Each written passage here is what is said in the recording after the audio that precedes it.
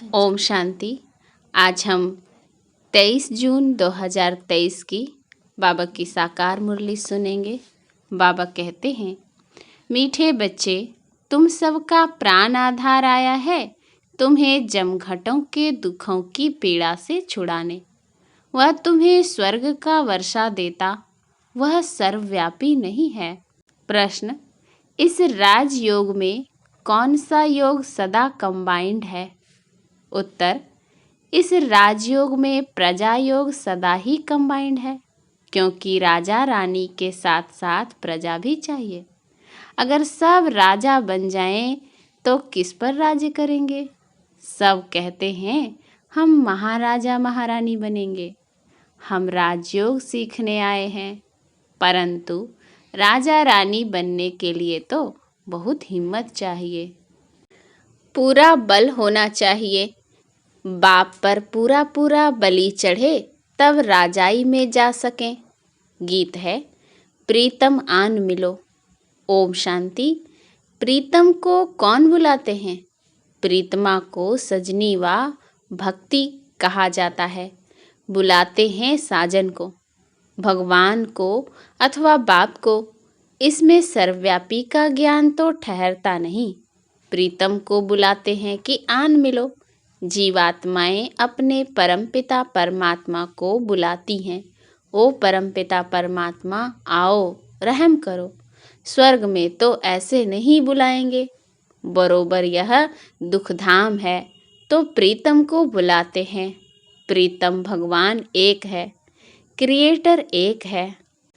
विश्व अथवा सृष्टि का चक्र भी एक है। बच्चे जानते हैं कि कलयुग से फिर सतयुग होगा। सतयुग में फिर से एक आदि सनातन देवी देवताओं का राज्य होगा। यह नॉलेज है ना? तुम बच्चे जानते हो प्रीतम कैसे आए हैं। शिव तो है निराकार, तुम सब निराकारी आत्माएं हो। यहाँ आए हो पाठ बजाने। अब निराकार बाप कैसे आया? राजयोग किसने सिखलाया? श्री कृष्ण तो सतयुग स्थापन करने वाला नहीं है, उनको रचयिता नहीं कहेंगे। सभी जीवात्माओं का प्रीतम एक परमपिता परमात्मा क्रिएटर निराकार को कहेंगे। कहते हैं मेरा जन्म शिव जयंती मनाते हैं। मेरा जन्म कोई श्री कृष्ण सदृश नहीं होता। श्री कृष्ण माँ के गर्भ से कैसे जन्म लेते हैं, यह भी बच्चों को साक्षात्कार कराया हुआ है। बाप कहते हैं मेरा नाम रुद्र भी है। गीता में भी है, यह है रुद्र ज्ञान यज्ञ, अर्थात शिव का रचा हुआ यज्ञ। तो जरूर निराकार शिव को साकार में आना पड़े। बाप बैठ समझाते हैं, यह गीत के 2 अक्षर से ही सर्वव्यापी का ज्ञान निकल जाता है।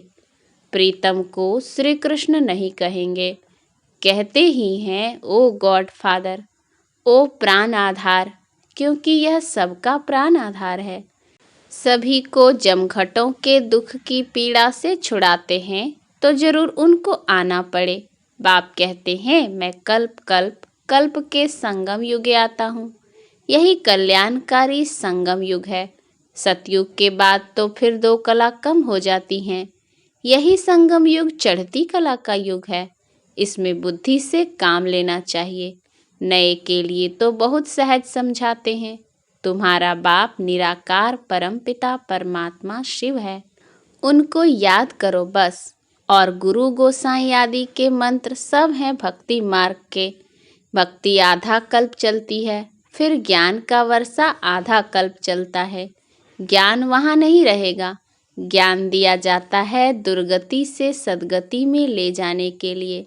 गुरु का काम है शिष्य अथवा फॉलोवर्स की गति सदगति करना, परंतु वह जानते नहीं कि गति सदगति क्या होती है। गाते भी हैं सर्व का सदगति दाता राम, पतित पावन सर्व सीताओं का राम। बच्चे जानते हैं कि सतयुग में एक ही धर्म रहता है, सूर्यवंशी राज्य चलता है। फिर राम राज्य त्रेता में 2 कला कम हो जाती है। वहाँ रावण आदि होते नहीं, कोई उपद्रव की बात नहीं। यह सारी दुनिया लंका है, रावण का राज्य है। इस समय सब मनुष्य बंदर से बदतर हैं, क्योंकि सभी में 5 विकार प्रवेश हैं। कितना मनुष्यों में क्रोध है, एक दो को कैसे मारते हैं, मरने मारने की तैयारी करते हैं। तुम सब विकारी थे, अब बाबा आकर रावण पर जीत पहनाते हैं। शास्त्रों में क्या क्या बातें लिख दी हैं। ऐसे थोड़े ही पूंछ को आग लगी और सारी लंका जल गई। वास्तव में लंका यह सारी दुनिया है। तुम ब्राह्मण कुलभूषण बच्चे भी पहले पतित थे, अभी तुम माया रावण पर जीत पाते हो। बाप ने आकर बुद्धि का ताला खोला है। बुद्धिवानों की बुद्धि बाप है ना। मनुष्य तो क्या क्या बातें सुनाकर माथा ही खराब कर देते हैं। बाप कहते हैं यह फिर भी होना ही है। सर्वव्यापी का ज्ञान पहले नहीं था। कहते थे परमात्मा बेअंत है। बेअंत कह फिर उनको सर्वव्यापी कहना कितनी बड़ी भूल है। शिवोऽहम् तत्त्वम् कह देते हैं। कभी शिवोऽहम्, कभी फिर ब्रह्मोऽहम् भी कह देते। यह फिर रॉन्ग हो जाता है। ब्रह्म तो रहने का स्थान है। शिव बाबा ब्रह्म तत्व में रहते हैं, इसीलिए उनका नाम ब्रह्मांड है। हम आत्माएं भी वहाँ की रहने वाली हैं। वे लोग फिर शिव को नाम रूप से न्यारा कह देते हैं। यह सब समझाने की बातें हैं ना। सो भी जब 1 हफ्ता रेगुलर समझें तब ज्ञान से चोली रंग जाए। समझाना है तुम्हारा बेहद का बाप भी है, जिससे भारत को जीवन मुक्ति का वर्षा मिलता है, बाकी सबको मुक्ति का वर्षा मिलता है। बाप कहते हैं बच्चे अभी नाटक पूरा हुआ, तुम्हारे 84 जन्म पूरे हुए हैं। इतना समय पाठ बजाया है, अब फिर वापस जाना है। बाप आकर हमारे लिए राजधानी स्थापन करते हैं तो जरूर संगम पर स्थापन हो।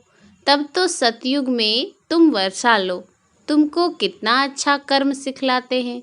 लक्ष्मी नारायण ने क्या किया जो ऐसे ऊंच बने? अभी तुम जानते हो। बाबा राजयोग सिखलाते हैं, सतयुग में थोड़े ही सिखलाएंगे। वहाँ तो है ही लक्ष्मी नारायण का राज्य। यह है कल्याणकारी संगम युग। इसमें अच्छी रीति पुरुषार्थ करना है। बाप कहते हैं यह देह का भान छोड़ अपने को आत्मा निश्चय कर मुझ बाप को याद करो। तुम धक्के खाकर थक गए हो। ब्रह्मा मुख वंशावली ब्राह्मण ब्राह्मणियां ही त्रिकालदर्शी बनते हैं। बनाने वाला है बाप। स्वदर्शन चक्र भी तुम फिराते हो। विष्णु कोई त्रिकालदर्शी नहीं है। उन्होंने फिर विष्णु को अलंकार दे दिए हैं। वास्तव में त्रिकालदर्शी तुम ब्राह्मण बनते हो। वर्णों का भी समझाया है। चोटी है ब्राह्मण वर्ण। भारतवासी चित्र बनाते हैं, चोटी देते नहीं। ब्राह्मण वर्ण गुम कर दिया है। प्रजापिता ब्रह्मा है ना, तो पहले ब्राह्मणों की चोटी होनी चाहिए। अभी तुम मुख वंशावली ब्राह्मण बने हो। गीत में भी सुना प्रीतम आन मिलो। सर्वव्यापी की बात नहीं। अभी तुम प्रेतमाएं प्रीतम के सम्मुख बैठी हो। प्रीतम अपना स्वर्ग का वर्षा दे रहे हैं। कितना अच्छा प्रीतम है। कहते हैं श्री कृष्ण ने भगाया पटरानी बनाने, परंतु समझते नहीं पटरानी क्या चीज होती है। अभी तुम जानते हो। और स्वर्ग का महाराजा महारानी बनने लिए पुरुषार्थ करते हो। यह राजयोग है, इसमें प्रजा योग कंबाइंड है। सिर्फ राजा रानी थोड़े ही बनेंगे। सब कहते हैं महाराजा महारानी बनेंगे। हम आए हैं राजयोग सीखने, परंतु सब थोड़े ही महाराजा महारानी बनेंगे। हिम्मत चाहिए, पूरा बल होना चाहिए। भक्ति मार्ग में जब नवधा भक्ति करते हैं तब साक्षात्कार होता है। शिव पर बलि चढ़ते हैं। वास्तव में बलि चढ़ना भी यहाँ की बात है। यह भी समझाया है। गीता भागवत रामायण वेद आदि सतयुग त्रेता में होते नहीं। ऐसे नहीं परंपरा से यह कोई चले आते हैं। यह तो द्वापर से चले हैं, फिर द्वापर में ही बनेंगे। मुसलमानों ने आकर राज लिया, मोहम्मद गजनवी ने लूटा। यह सब बातें तुम जान गए हो। हमने ही पूज्य से पुजारी बन अपना मंदिर बनाया, तो कितनी हमको मिल्कियत होगी। 5,000 वर्ष की बात है, सो भी शुरुआत में। फिर भक्ति मार्ग में भी तुमको कितना धन रहता है। जिसने हीरे जवाहरों का मंदिर बनाया, उनका अपना महल क्या होगा। नाम कितना ऊंच है, लक्ष्मी नारायण, कितने श्रृंगारे हुए देखते हो। अभी तो बिचारों के पास पैसा नहीं है, आगे तो लक्ष्मी नारायण के लिए हीरों का सब कुछ बनाते थे। बाद में सब लूट फूट ले गए। वहाँ तो सोने की ईंटें होती हैं, तुम उनसे महल बनाते हो। अक्ल भी अच्छा रहता है, अभी तो बेअक्ल हैं, तब तो कंगाल हुए हैं ना। शिव बाबा पर व देवताओं पर कितने कलंक लगाए हैं। इसीलिए बाबा कहते हैं यदा यदा ही धर्मस्य ग्लानिर्भवति भारत। जब इसमें प्रवेश करूं तब तो ब्राह्मणों को रचूं।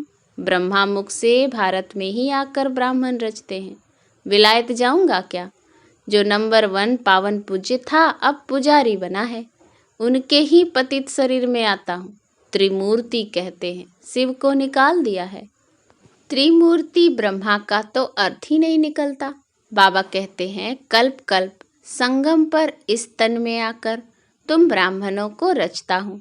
तुम ब्राह्मण ब्राह्मणियों का यह सर्वोत्तम युग है। अभी तुम ईश्वरीय गोद में हो। ईश्वर बाबा से बेहद का वर्षा लेते हो। जानते हो उनको ही याद करते करते हम उनके पास पहुँच जाएंगे। कहते हैं ना, अंतकाल जो स्त्री सुमिरे, जैसा सुमिरन वैसा जन्म मिलता है।